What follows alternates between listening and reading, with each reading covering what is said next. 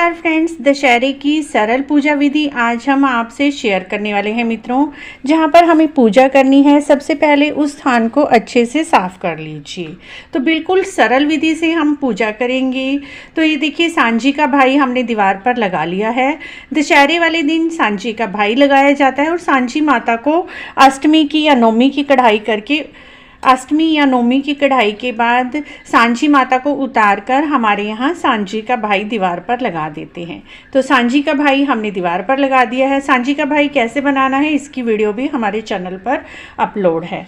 उसके बाद मित्रों, हमें गाय के गोबर से 10 पतलियाँ बनानी हैं। तो देखिए, हम सबसे पहले पतलियाँ बना लेते हैं। बिल्कुल सीधा ही हम ज़मीन पर बना लेंगे। चौक हमें पूरने की ज़रूरत नहीं है। बिल्कुल सरल विधि आज हम आपसे शेयर कर रहे हैं मित्रों। इस तरह से बनाएं ताकि हमारी 10 पतलियाँ आसानी से ही आ जाएं। तो ये देखिए, हम जहाँ पर सांझी का भाई लगाते हैं वहीं पर हम पूजा करते हैं। तो वहीं पर मैं अपनी पतलियाँ लगा लेती हूँ। तो ये देखिए, हमने 4 पतलियाँ लगा ली हैं। ये देखिए फ्रेंड्स, 4 पतलियाँ हमने लगा ली हैं। 2 हम बीच में लगा लेंगे और 4 दूसरी तरफ लगा लेंगे। तो इस तरह से हमने ये पतलियाँ लगा लेनी हैं। इन्हीं की हमें पूजा करनी होती है। गाय का गोबर से ही ये पतलियाँ बनाई जाती हैं और ये गाय का गोबर आपको गौशाला से आसानी से ही मिल जाएगा। कहीं इसे रावण के रूप में, कहीं रामचंद्र जी के रूप में पूजा करते हैं। जैसे भी आपकी घर की परंपरा है, उसी के अनुसार आपको उसी भाव से पूजा करनी है। क्योंकि रावण भी बहुत ही विद्वान थे, लेकिन अहंकारवश उसका वध हुआ और अहंकारवश उसका पतन हुआ। तो बुराई पर अच्छाई की विजय ही है दशहरे का नाम। तो इस तरह से हमें गाय के गोबर से 10 पतलियाँ बना लेनी हैं। उसके बाद फ्रेंड्स, हमें लेना है गेहूं का आटा और आटे से पूजन करना है। इनकी पतलियों के ऊपर थोड़ा थोड़ा हम आटा अर्पित कर देंगे। तो इस तरह से हमें सभी के ऊपर थोड़ा थोड़ा सा आटा अर्पित कर देना है। उसके बाद हमें लेनी है हल्दी।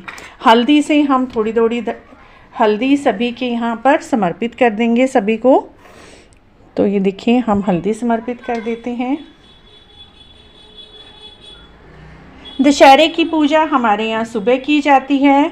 आपके यहाँ कब की जाती है, ये आप अवश्य ही बताइएगा।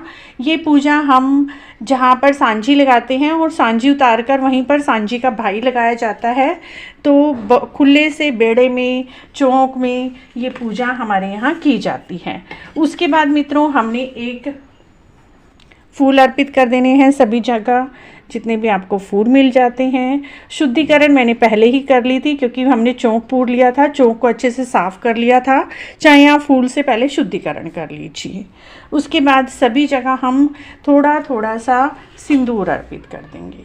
तो इस तरह से हमें सिंदूर ले लेना है और सभी जगह ऊपर ही सिंदूर को अर्पित कर देना है। एक बार पतलियाँ जमा लें, आप पूजा शुरू कर दें तो इनको हिलाना नहीं होता। पहले आप हिला सकते हैं, लेकिन पूजा करते समय इन्हें नहीं हिलाना होता। उसके बाद हमें मौली रूपी वस्त्र सभी जगह अर्पित कर देना है और सांझी के भाई को भी आपको तिलक कर देना है, मौली रूपी वस्त्र अर्पित कर देना है, तिलक चावल लगा देने हैं। तो सारी जगह पर हम इसी तरह से मौली का धागा अर्पित कर देंगे। तो मैं सभी जगह पर मौली का धागा अर्पित कर दूंगी। और जो आपने नवरात्रे बोए हुए हैं, वो भी सभी जगह पर आपको अर्पित करने हैं। सांझी के भाई के कान पर भी नौरते रखने हैं और अपने घर के भाइयों पे भी आपने कान पर जौ रखने हैं। जौ का बहुत अधिक महत्व है। अभी हमारे यहाँ थोड़े से ही जौ उगे हुए हैं, क्योंकि आज दशहरा नहीं है। मैं डेमो वीडियो बना रही हूँ, तो इसीलिए जो जितने भी मेरे को जौ मिल पाए हैं वो सभी जगह मैं अर्पित कर दूँगी। तो देखिए, हमने सभी जगह जितने भी जौ मुझे मिल पाए वो मैंने अर्पित कर दिए हैं। आप थोड़े ज़्यादा रखिएगा, क्योंकि ज़्यादा जौ रखना बहुत ही शुभ होता है। उसके बाद अपने घर के लड़कों के कान पे, भाइयों के कानों पर जौ रखे जाते हैं और भाई भी अपनी बहनों को गिफ्ट देते हैं। तो इसी तरह से हम सांझी के भाई को भी तिलक कर देंगे, थोड़े से अक्षत लगा देंगे हम और मौली रूपी वस्त्र अर्पित कर देंगे। तो हमारे यहाँ सांझी का भाई लगाया जाता है। आपके यहाँ लगाया जाता है या नहीं, तो वो आप ज़रूर बताइए। और उसके बाद थोड़े से जौ हम सांझी के भाई के कान पर रख देंगे। तो ये देखिए, थोड़े से जो मैं कान पर छुआ कर यहाँ पर रख दूँगी। और उसके बाद मित्रों आपको दीप जला लेना है। दीपक पूजा में जलाकर उसके बाद खील और पताशों से आपको धोख मारनी है और 10 कुजियाँ भरनी हैं। तो ये 10 दीपक मैं रख रही हूँ। कुजियाँ इस समय मेरे पास नहीं थी। आपको दीपक मिलते हैं तो दीपक रख दीजिए, कुजियाँ मिलती हैं तो कुजियाँ भर कर रख दीजिए। लेकिन कुजियाँ हर जगह नहीं मिलती मिट्टी की, तो आप इस तरह से छोटे दीपक लेकर उनमें खील और पताशे भरकर भी रख सकते हैं। तो सभी जगह हम 10 कुजियों का महत्व है।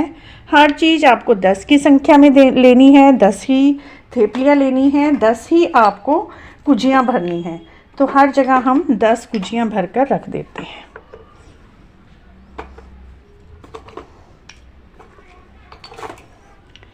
तो देखिए हमने 10 कुजियाँ भरकर रख दी हैं और उसके बाद हम हाथ जोड़ लेंगे और थोड़े से फूल लेकर यहीं पर बैठकर हम दशहरे की कथा भी सुन लेंगे। एक जल का लोटा भर लेंगे और हाथ में कुछ फूल और कुछ अक्षत लेकर हम यहीं पर बैठकर दशहरे की कथा भी सुनते हैं, या आप सांझी के भाई की भी कथा सुन सकते हैं। उसके बाद ये फूल हम यहाँ सारी जगह पर छोड़ देंगे और हाथ जोड़ लेंगे और दक्षिणा हम पूजा में अर्पित कर देंगे। तो कुछ दक्षिणा आप अवश्य ही रखें। कई बार पूजा से में कुछ कमी रह जाती है, गलती हो जाती है, उसकी क्षमा के लिए हमें दक्षिणा अवश्य ही अर्पित करनी चाहिए। उसके बाद जो भी आप घर में प्रसाद बनाते हैं, हलवे का, पूरी का, खीर पत का, जो भी आपको भोग लगाना है वो भोग लगा दीजिए सांची के भाई को और सब जगह पर भोग थोड़ा थोड़ा सा अर्पित कर दीजिए। और इस तरह से दशहरे की सरल पूजा आप घर पर सुबह के समय कर सकते हैं। आपको दशहरे की सरल पूजा विधि कैसी लगी? अगर अच्छी लगी है तो आप इसी तरह की और जानकारी के लिए हमारे चैनल को जरूर सब्सक्राइब करें। हमारी तरफ से दशहरे की आपको हार्दिक हार्दिक बधाई।